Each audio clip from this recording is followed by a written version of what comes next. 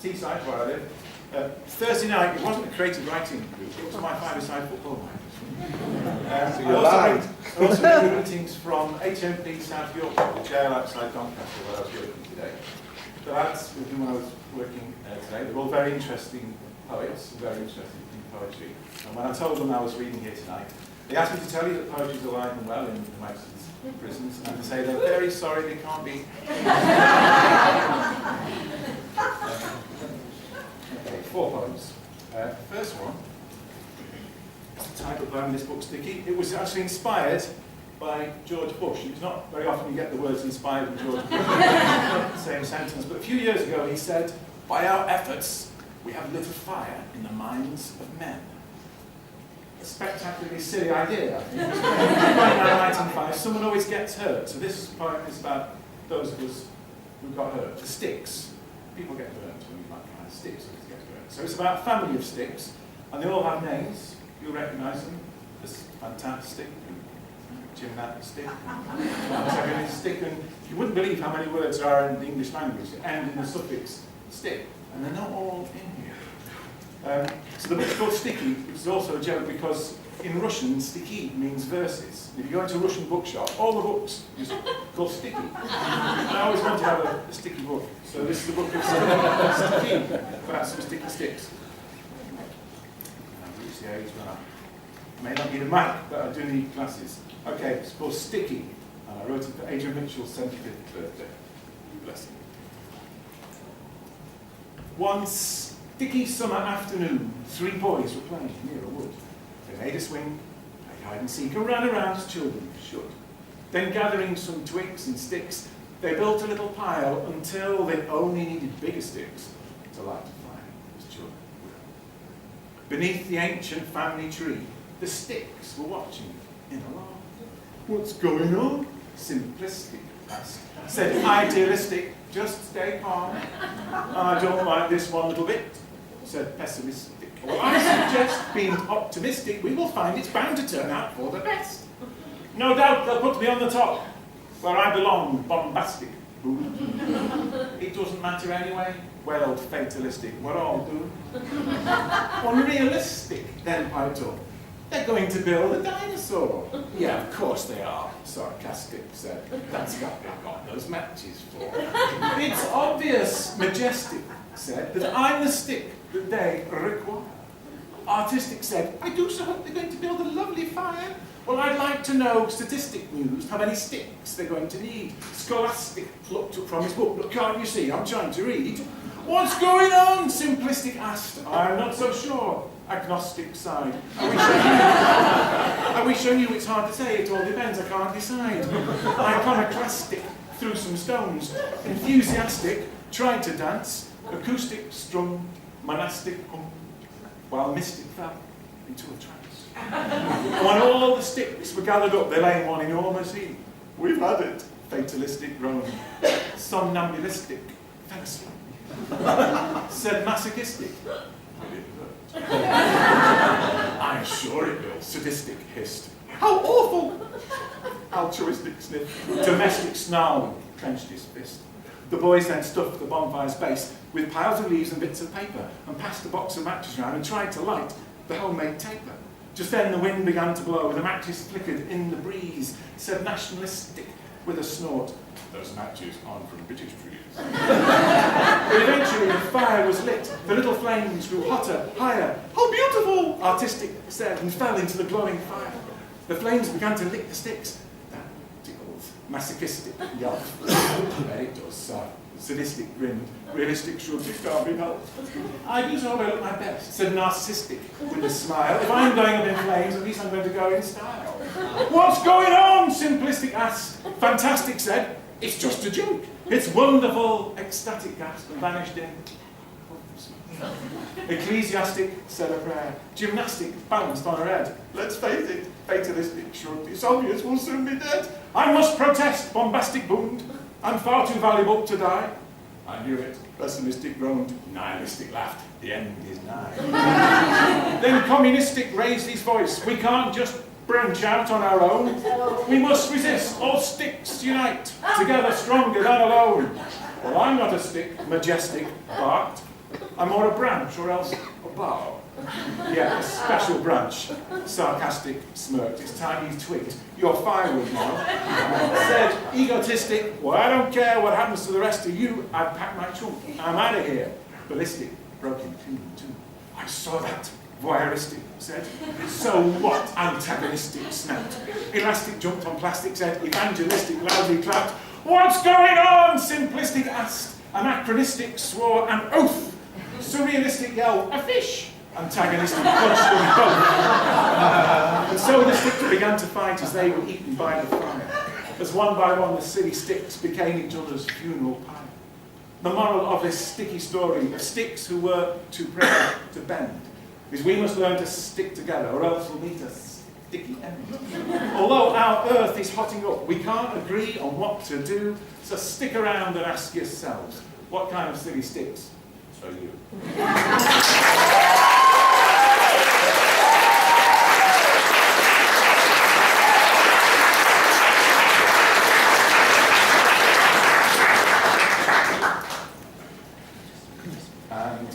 This poem, you need to know two things for this poem to work. Do you all know what an onomatopoeia is? Yes. Does anyone know how to spell it? Yes. If you're not sure, didn't like to say, an onomatopoeia is a word like bang, splash, each, ouch, punch. Think Batman cartoons. The other thing you need to know is Jean-Marie Le Pen. Do you know who Jean-Marie Le Pen is? Yes. He's a large French fascist. Like Mrs. Thatcher, but not so broad-minded. Jean-Marie Le Pen said, and I'm not making this up, a few years ago, through his official spokesman, he did not approve of the use of onomatopoeia in contemporary poetry. Oh. See, if you base your whole life on a series of irrational prejudices, then why not pick on harmless onomatopoeia? So this is for onomatopoeias everywhere.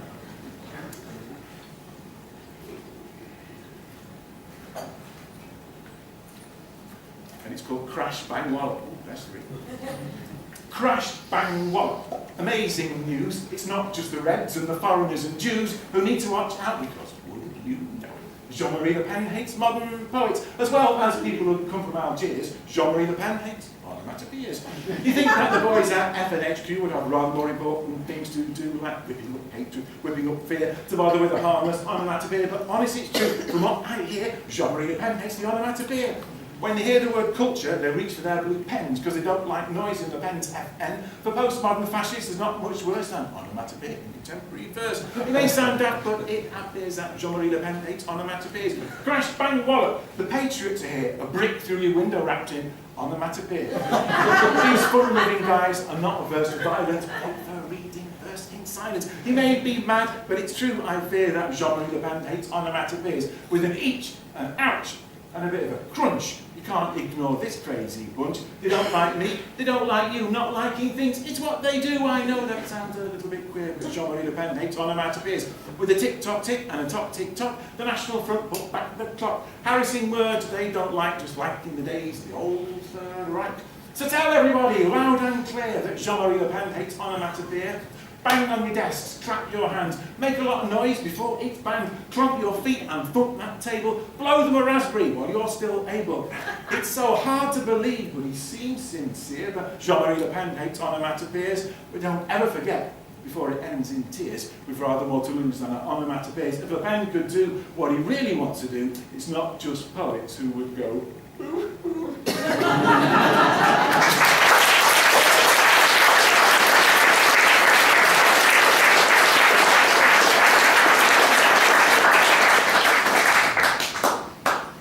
About the house opposite where we live in Middlesbrough. It's a big old house, it's been falling down for years, dodgy landlords, students, not looked after. But a few years ago, a new family moved in and spent a lot of time, a lot of care, a lot of love, and I suppose a bit of money doing the house up. The first thing they did, they put a brick wall around the front of the property opposite our house. And on top of the brick wall, they built a wooden fence. And on top of the wooden fence, they put 10 stone podia. And on each of the 10 stone podia, they put a huge 3-foot stone white elephant. Then they put blue floodlights into the pavement, which I'm sure you're not allowed to do. So at night, we had 10 hallucinogenic elephants. A bedroom window height for us, in many respects. We don't have many elephants in Middlesbrough. I became very fond of them. You see the buses coming around the corner at night and all the heads on the buses would go, what? They turned up, or Time T sent their film crew down to film them like for a wildlife program. And they ended up on the Today programme on Radio 4. And finally, why this man in Middlesbrough is fighting to keep his elephants. Because of course there were complaints, letters in the Evening Gazette every night for weeks about this. Our stupid MP got involved, and the council got involved, and they told him that they measured it under 1948 Building of Elephants Act. So the elephants came down, the podia came down, the fence came down, and now we've got the huge Leylandii hedge instead. Well, that's a big improvement, isn't it? So I became attached to these elephants. It was certainly easy to explain to people how to find our house. Elephant corner.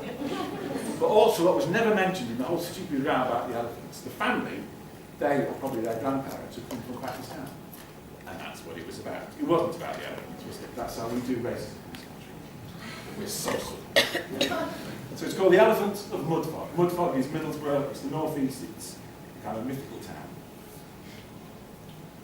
Invented by Charles Dickens. The Elephants of Mudfog.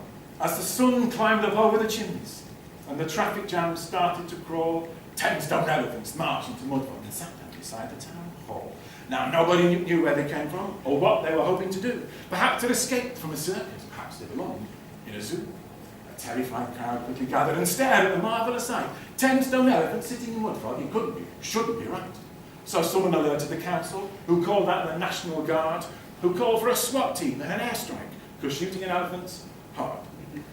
And the elephants stared at the soldiers and blinked in the bright Mudfogs. Until a small child ran over and smiled and gave one a Greg's currant bun. And the crowd watched in silent amazement as the elephant picked up the lad, stood to its feet, walked down the street and brought him back safe to his dad. Hurrah for the mammoths of Mudfog.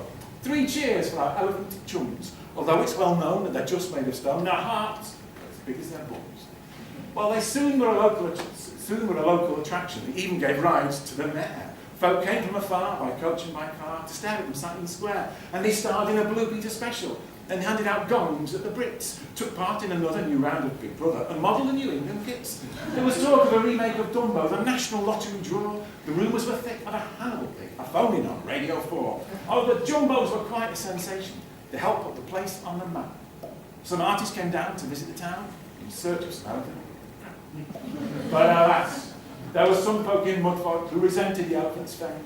Their lives were so grim and their brains were so dim, and they needed somebody to blame. And they stood in the Mudfog elections and ranted and raved on the telly. You've got to be firm with the stone pack you down. Our watchword is not on your nelly. It will be swamped, said that Florida spokesman. They're animals under the skin. Once they've heard we're a soft touch in Mudfog, well, I've heard of them trying to get in. They said that their skin was too wrinkled, or else their trunks were too long, unnatural, alien, not local to Mudfog. In short, that they didn't belong. So the council proposed a solution, which they hoped would help sort out the mess. They gave them permission to stay on condition they tried to stand out a bit less. Do you have to be such a strange colour? Do elephants have to be so tall? Could your trunks be a little bit briefer? Why can't your ears be more small? To be honest, those tusks are just wasted on creatures with no sense of price. Your bums require slimming, your toenails need trimming, and to eat with your nose isn't nice. We know you've a right to be different. Oh, we respect this, as everyone does. But they say when in Rome, and now Mudfog's your home, why can't you become more like us? And the elephants listened in silence. Then they turned and walked slowly away. And the only reminder they came here at all is that Mudfog's now elephant grey.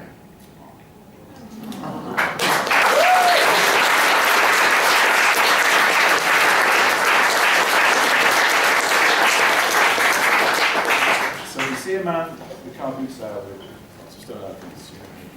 The last poem, it's from this book, 3 Men on Metro. Bill Herbert, Paul Summers and I spent several weeks in Moscow a few years ago, going round and round and round and round on the underground, writing poems about the fantastic stations in Moscow underground.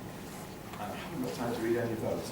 So we weren't allowed out, because Bill, you know Bill, writing poems about the station, so we did.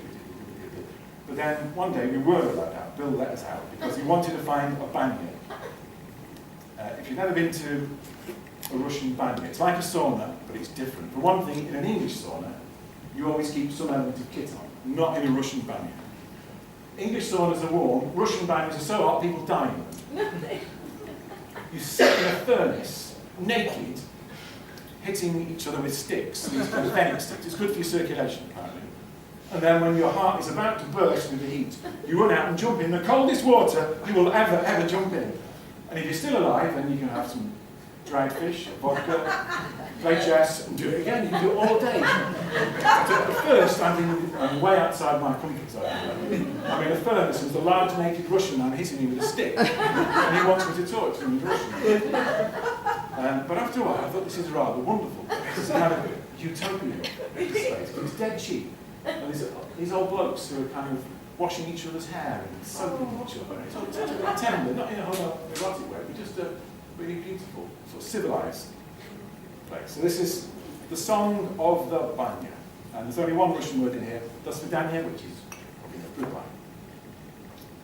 In this city of well-dressed ambition, it's hard to peel off from the dance. But here in the banya, we say do svidaniya to all of that hustle and hassle and bustle. For once in the banya, you've nothing to lose but your pants. Hey, hit me with your fennec stick. As long as you're stark bollock naked, you can stay in the banya all day. The fat and the skinny, the max and the mini, the lean and the bristly, the clean and the bristly, we sit in the banya and sweat all our troubles away. Hey, hit me with your fennec stick. Hit me, hit me. The banya asks, nobody questions. The banya tells, nobody lies. You jump in the water, your manhood gets shorter. You walk in a mobster and crawl out a lobster. The god of the banya cuts every man right down to size. Hey, hit me with your fennec stick. Hit me. There's only one rule in the banya. Enlightened self-interests outdoors. You may be quite podgy, you may look like dodgy, be sick and unhealthy or virile and wealthy, but here in the banya, if you scrub like that, I'll scrub yours. Hey, hit me with your fennec stick. The banya treats all men as brothers. The wise man, the fool, and the knave. And no matter how ruthful or truthful you may be, no matter how youthful you were as a baby, outside of the banya, the next place for equals. One member, one soul is our slogan, uniting the whole human race. One step through the door, you can't tell the dirt poor from the man with the itch to become stinking rich. If the world was a banya, it wouldn't be such a foul place. Thank you.